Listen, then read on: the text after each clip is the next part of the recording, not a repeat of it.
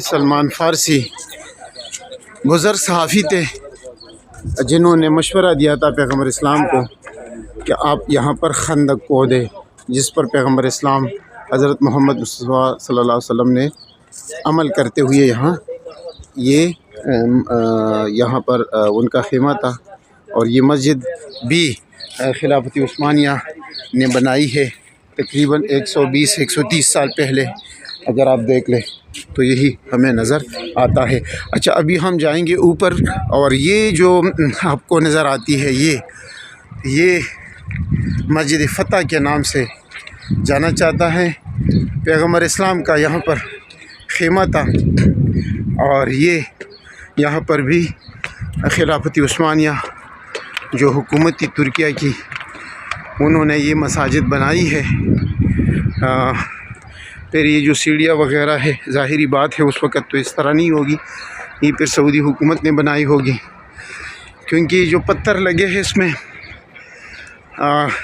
یہ سیمنٹ میں نہیں ہے، یہ مٹی میں لگے ہیں، ایسا اندازہ ہو رہا ہے سارا ایک نشانے کے طور پہ۔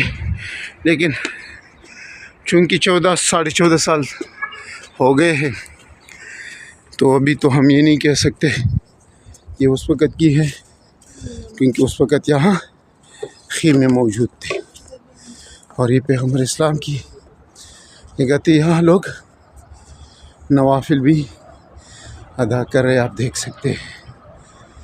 اس کو مسجد فتح کہتے ہیں۔ اللہ اکبر، اللہ اکبر۔ سامنے جو گاڑیاں نظر آتی ہیں اور جو اشارہ بند کیا ہوا ہے، یہ خندق کی جگہ تھی۔